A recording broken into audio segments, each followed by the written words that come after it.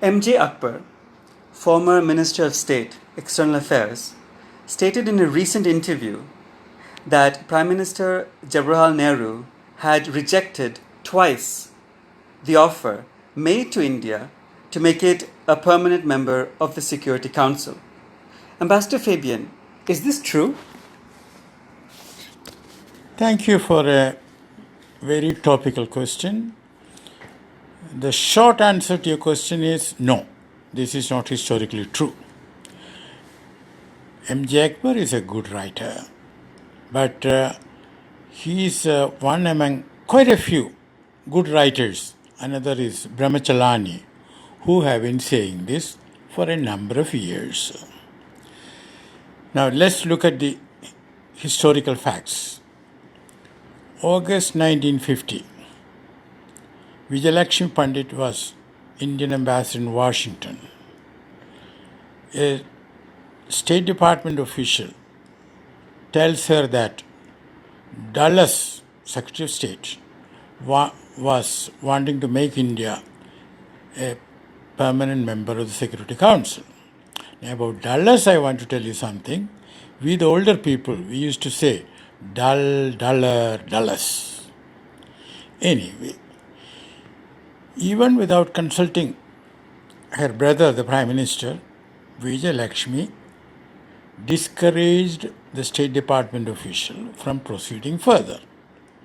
She wrote to Nehru, and Nehru wrote back to her saying that she did the right thing, because the offer was to make India a permanent member in place of China. That was spelled out by the Secretary of State. That is, at that time, the place of China was occupied by Chiang Kai-shek. So the idea was that India becomes a permanent member, then PRC, People's Republic of China, can join as an ordinary member. And Nehru was right. Not only because it would have been wrong for India to take China's place, but also because when the offer was made by the United States, it had not consulted the USSR, and unless during the Cold War the two big powers agreed, nothing can move. On that I will tell you more later.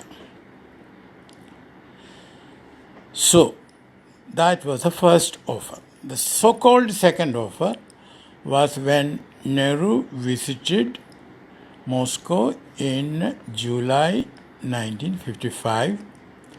Bulganin told him, look, we are thinking of proposing sometime later that you become the sixth permanent member of the Security Council. Nehru said, well, India merits to be a permanent member of the Security Council, but this is not the time to push it forward, and right now it is important that China is given its due place in the United Nations. Now, important thing to recall is that it was only a feeler from Bulganin, and equally important, Nehru on his return, he recorded a note on all this. Now let's get into the technicalities.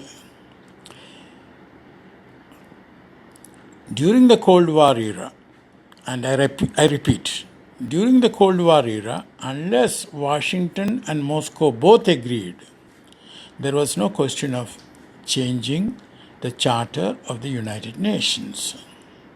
Now, to have India as a permanent member, either in place of China or even as a sixth member, there would have been need to amend the Charter.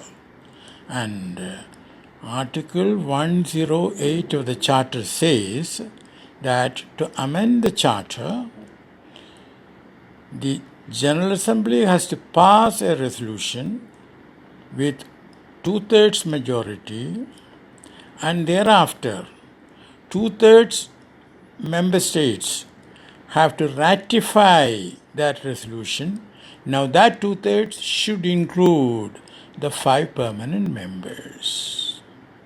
In short, there was no valid offer in 50 or in 55, which Nehru rejected.